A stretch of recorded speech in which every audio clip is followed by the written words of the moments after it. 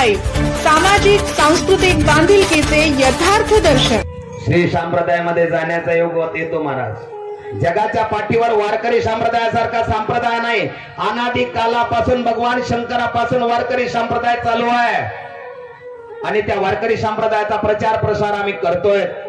पण त्यालाच लागून मला एक अनुभव आला महाराज। मला एका सत्संगासाठी माझ्या मित्रानं, पत्रकार आहे आमचे गणेश भैया काशोदकर, मला बोलवलं होतं त्या कार्यक्रमासाठी आणि मी गेलो।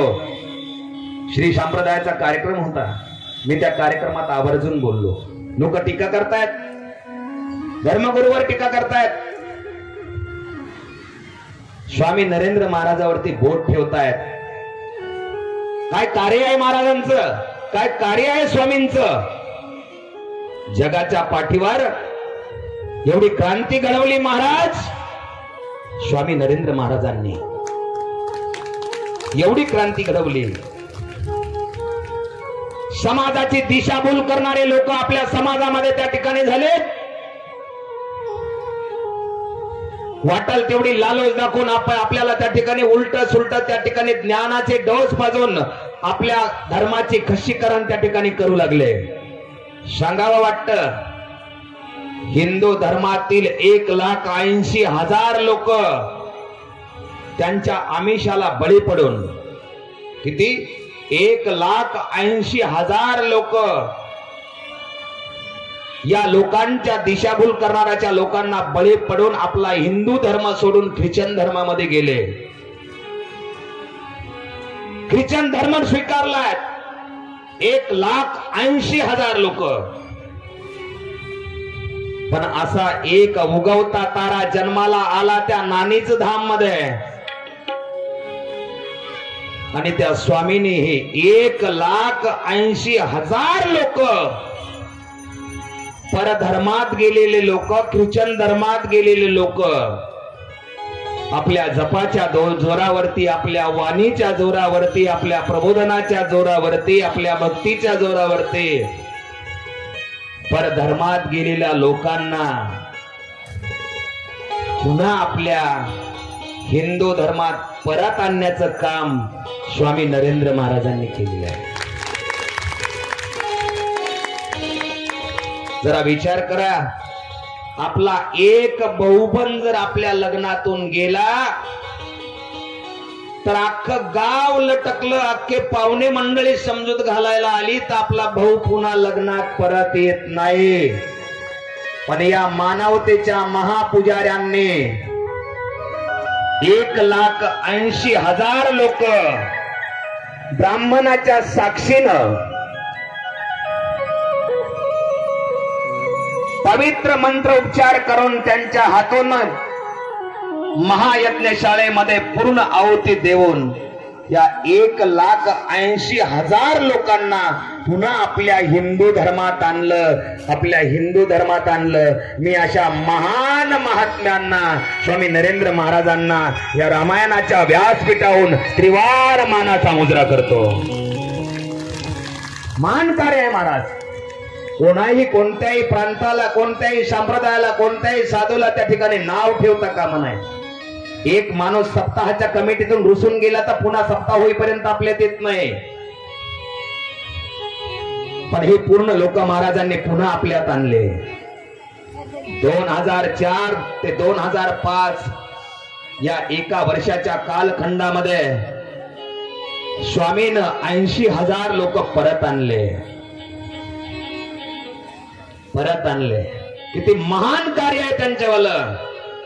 मला बरेच भक्त मंडळ दिसलत महाराज म्हणून बोलतोय मी। हो, 13 आखाड्याचे साधू एकत्र येऊन 2014 ला स्वामीला धर्मगुरु पदवी मिळाली। धर्मगुरु, हो, धर्मगुरु पदवी मिळाली। ज्ञानदास महाराज अखिल भारतीय षडदर्शन आखाडा परिषदेचे अध्यक्ष यांच्या सर्वांच्या साक्षीनं स्वामी जोमाना कामाला लागले। 2004-05 पासून ज्या वेळेला सुरुवात केली आतापर्यंत 1,80,000 लोक पुन्हा आपल्या धर्मात आणले। किती महान कार्य आहे। आणि अशा महात्म्याच्या वरती सुद्धा ही हरामी लोक शितोडे उडवतात महाराज.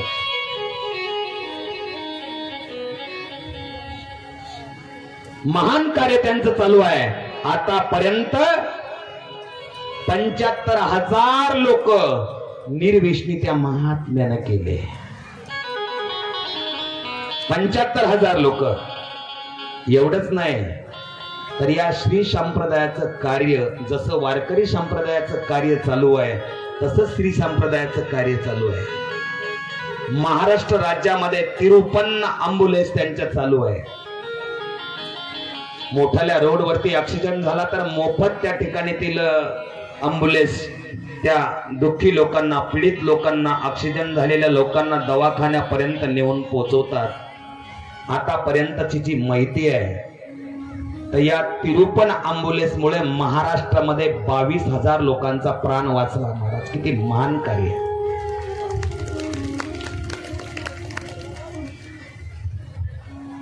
महाराष्ट्रात अँब्युलन्स महान कार्य आहे.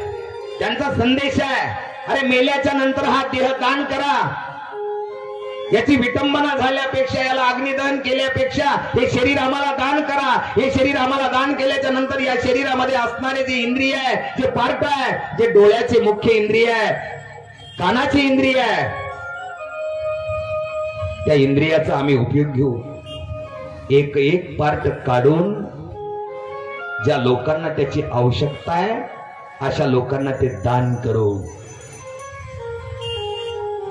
भूषण आहे आपल्या तालुक्याचं, भूषण आहे आपल्या परिसराचं. या देहदान करणाऱ्या लोकांपैकी पहिलं देहदान आमच्या संभाजीनगर जिल्ह्यामध्ये, पहिलं देहदान आमच्या सिल्लोडचं झालेलं आहे. सिल्लोडचं शंकर पाटील माने, मानेवाडी सिल्लोड. ही व्यक्ती मरण पावलीन. घरच्या परिवारानं अंत्यदर्शन घेऊन ती डेड बॉडी या कार्यासाठी समर्पित केली. महाराज सिल्लोडचा पहिला नंबर लागला की आमच्या भागातला, आमच्या तालुक्यातला एक देह त्या ठिकाणी समाज कार्यासाठी, समाजसेवेसाठी त्या ठिकाणी गेला. तालुक्यातून पहिला नंबर आणि जिल्ह्यामधून 5 त्या ठिकाणी देह या कामासाठी मिळाले. देहदान. एवढंच नाही तर आताही धर्म कार्यासाठी आतापर्यंत स्वामी बोलले नव्हते, आतापर्यंत आमचे चैतन्य महाराज बोलले नव्हते, आतापर्यंत आमचे राऊत बाबा त्या विषयावर बोलले नव्हते. निवडणुकीवरती धर्म त्या ठिकाणी निवडणुकीच्या प्रचारावरती बोलले नव्हते. पण आता बांगलादेशामध्ये ह्या घटना घडल्या. हजारो माय बहिणीचे त्या ठिकाणी संसार उद्ध्वस्त झाले. बऱ्याच बायांचे कपाळाचे कुंकू पुसले गेले. बऱ्याच बायावरती बलात्कार झाले. साधू संत त्या ठिकाणी मारल्या गेले. हजारो लोकांना त्या बांगलादेशातून घर सोडून पळावं लागलं. म्हणूनच आमच्या साधू आणि संताला आता त्या ठिकाणी वाचा मोकळी करावी लागली. आम्हाला त्या टायमाला सरकार सांगत होतं, बटेंगे तो कटेंगे. अरे वाटल्या जाशाल तर कापल्या जाशाल, वाटल्या जाशाल तर कापल्या जाशाल. सरकार सांगत होतं बटेंगे तो कटेंगे. लेकिन आता आमचा श्री संप्रदाय, वारकरी संप्रदाय सांगतो डरेंगे तो मरेंगे. असा नारा स्वामींना प्रयागराजच्या कुंभामध्ये त्या ठिकाणी दिला. देऊ नका अशासाठी बिता. स्वामीचं फलक त्या ठिकाणी लागलंय. एवढंच नाही तर आता आमचे वारकरी संप्रदायाचे लोक गावोगावी सप्ताह करतात, मोठे मोठे यज्ञ होतात. त्या यज्ञामध्ये रक्तदान असतं. रक्तदान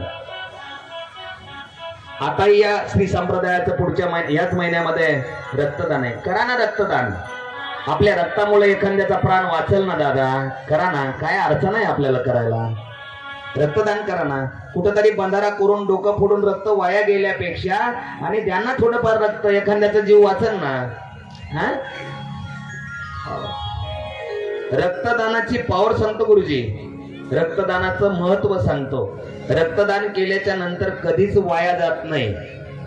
बाकीच्या ठिकाणी वाया जाण्याची शक्यता आहे. एखाद्या ठिकाणी जर आपण पैसे दान केले, दिली एखादी चिठ्ठी, पैसे दान केले, ते पैसे गायब होण्याची शक्यता आहे. होत नाही तसं, देवाला माहित आहे. पैसे गायब होण्याची शक्यता असते. एखाद्या ठिकाणी अन्नदान जर दिलं तर तो घरी घेऊन जाऊ शकतो, अन्नदान वाया जाऊ शकतं. पैसे दिले ते गायब होऊ शकतात. एखाद्याला सोनं दिलं ते खिशात घालून घेऊ शकतो. पण रक्तदान जर दिलं तर रक्तदान कधीच वाया जाऊ शकत नाही. रक्त हे त्याच माणसाला काम येतं की ज्याला त्याची गरज आहे. बाकीचं घायल होतं. अन्नदान करा, पैसे दान करा, सोनं दान करा, हे हे हे हे समजा घायल होऊ शकतं, दबू शकतं, जाऊ शकतं, है का नाही. त्याच्यामध्ये घोटाळा होऊ शकतो, बदनामी होऊ शकते. पण रक्तदान जर आपण केलं ना, रक्तदान याच्यामध्ये गद्दारी कोणीच करू शकत नाही. हा, दिलेलं रक्त कोणी घरात नेऊन ठेवू शकत नाही. ते तिथेच द्यावं लागतं ज्याला तिथं गरज येते. म्हणून रक्तदानाचं करावं, है का नाही. मला आठवलं महाराज, हा श्री संप्रदायाचं यज्ञाच्या टायमाला बी मोठं योगदान होतं. आणि आता बी हे लोक सर्व त्या ठिकाणी सेवा करू लागले, है का नाही. म्हणून एका संप्रदायाने दुसऱ्या संप्रदायाचा आदर करणं, एका संप्रदायाने दुसऱ्या संप्रदायाचा आदर करणं ही आपली भारतीय संस्कृती आहे. आणि हा आमचा वारकरी संप्रदाय आहे. चारही मुलं त्या ठिकाणी शिकायला गेले.